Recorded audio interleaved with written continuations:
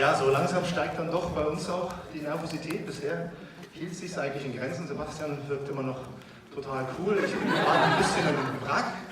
Also wenn ich ein bisschen rumstotter, ne, die meisten von euch kennen mich ja und kennen auch das. Ja, Extinction Prologue, heute endlich die Teampremiere. Danach geht das Baby raus an die Festivals in dieser Welt. Und ja, wir sind sehr, sehr gespannt, was ihr davon haltet und wünschen viel Spaß.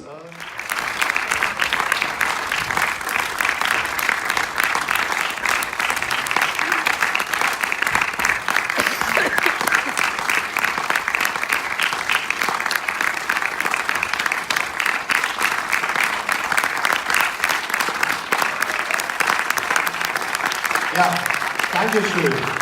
Dankeschön. Ach, fühlt sich das gut an. Oh, irgendwie, also ich weiß nicht, man sieht es vielleicht nicht, aber ich glaube, ich habe 20 Kilo abgenommen. Ja, das war das. Extinction Prologue ist endlich in der Welt und geht so schnell wie möglich auf Festivalreise. Ja, wir haben 2013 uns das erste Mal mit dem Stoff beschäftigt, Ende 2013 durch diesen Mann, zu dem komme ich gleich noch. Und er hat uns nämlich das erste Skript gegeben dazu. Und wir haben dann gemeinsam das Ganze überarbeitet.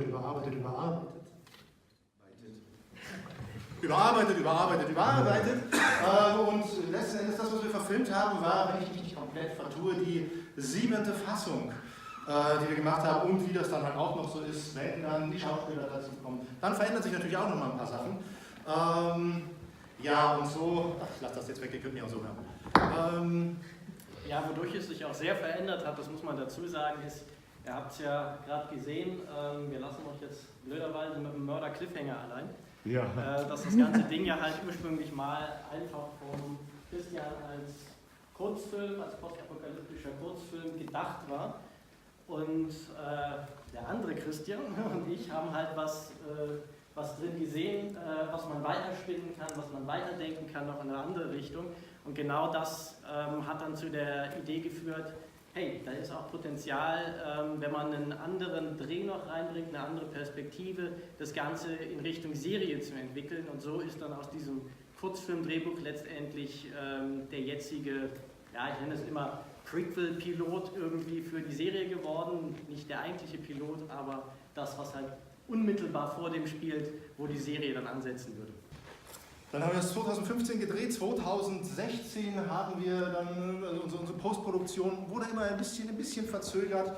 Nicht im geringsten seine Schuld, sondern meine, die meisten von euch wissen, ich bin 2015 direkt nach dem Dreh erstmal ein bisschen krank geworden und dann gab es viel anderen Privatkram, der das immer ein bisschen verzögert hat. Zum Glück liegt das jetzt in der Vergangenheit und jetzt ist es draußen. 2016 haben wir dann, davon sind heute auch ein paar anwesend, haben wir dann im Februar die Geister, die dort kurz aufgeblitzt sind, gefilmt. Und im April fiel dann tatsächlich die allerletzte Klappe, als wir Thorsten, der heute leider nicht da sein kann, der den Matthew-Geist spielt, als wir mit ihm die Einstellungen gefilmt hatten, die wir brauchen. Ja, und seitdem befand sich das Ding in der Postproduktion und da gab es viel zu tun. Viel Effekte sind dort drin gelandet, die einem vielleicht beim Sehen gar nicht so sehr auffallen.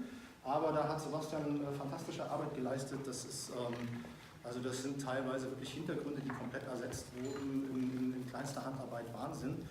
Wir haben auch vor, da mal noch für die DVD unseren Featurette zu machen, wo man sieht, was wirklich bearbeitet wurde. Ich hatte da immer sehr viel Mitleid mit Sebastian, der saß und bastelt. Ich habe davon keine Ahnung, ich äußere nur meine Wünsche und er setzt sie um. Das ist für mich sehr dankbar, für ihn die Hölle. Dazwischen gibt es diesen Schritt, wo ich weine, den lässt du dann. Genau. Ja, und ja, aber wie das so ist, ne, man hat immer ein großes Team hinter sich bei so einem Film. Ein Teil davon ist heute anwesend. Vielen Dank.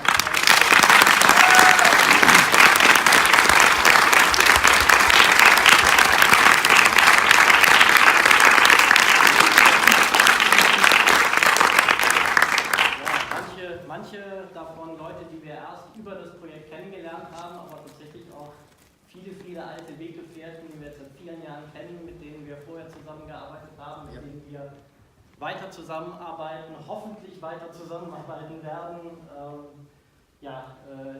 Das sei auch nochmal in aller Deutlichkeit gesagt, ihr seid eine tolle Truppe, ohne die wir es nicht hätten stemmen können. Ja.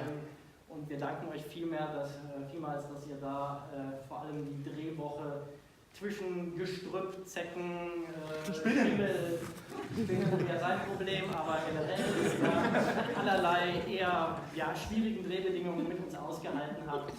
Bitterkalt war es auch noch.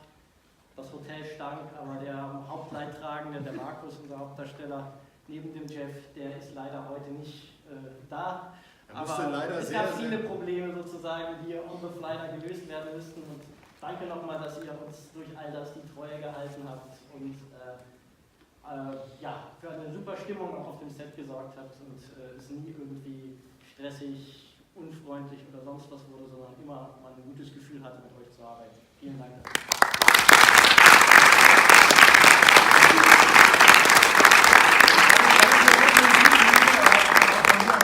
Dank. Der Markus, der den Wanderer gespielt hat, der ist leider sehr kurzfristig ausgefallen, weil eine Theateraufführung, an der er eigentlich morgen mitspielen sollte, auf heute vorverlegt wurde und dementsprechend die Generalprobe gerade eben stattfindet. Und so ist das leider. Thorsten hat sich heute früh noch gemeldet, musste mir absagen, der liegt leider mit Fieber im Bett. Und Steffi, die auch nicht da ist, Steffi hat viel am Set noch hergerichtet und also unsere Setdesignerin und unsere Kostümdesignerin, die hat eigentlich einen wunderschönen Grund, warum sie nicht da ist, denn Steffi ist gestern Mutter geworden. Oh. Yeah. Das ist ein kleines Mädchen und es heißt Matthew. Dann warten wir tatsächlich noch, wollten noch zu uns stoßen, den hat leider die öffentlichen Verkehrsmittel der Streik im Stich gelassen. Leider Stefan Kaufhold geschluckt, der irgendwann noch nachkommen wird, einfach um mit der Kuh abzuhängen und vielleicht kommt er auch noch rechtzeitig für unsere kleine Abschlussüberraschung, die wir gleich noch im Anschluss haben, aber leider hat er jetzt den Film nicht sehen können, mal gucken, müssen wir ihm nochmal eine Privatvorstellung genehmigen. Dann fehlen heute auch noch Thomas Botzian. Ich poste ja regelmäßig auf Facebook und fast alle Fotos, die ihr dort seht, sind von ihm, weil er uns seit, ich glaube, mittlerweile 3-4 Jahren auf all unseren Drehs begleitet und das festhält und einfach wirklich ganz tolle Fotos macht. Der konnte heute leider auch nicht, der liegt auch krank im Bett. Dann fehlen noch Mike Linde und Gökçe Setzer, die mit ihrem eigenen Projekt Pit, der ein oder andere hat vielleicht davon gehört, gerade beschäftigt sind. Es fehlt Christian Schaub, wer heute eigentlich kommen wollte, keine Ahnung. Wahrscheinlich irgendwas dazwischen gekommen. Und ich vergesse mit Sicherheit den einen oder anderen, das tut mir sehr leid. Aber jetzt zu den Leuten, die hier ganz geduldig warten.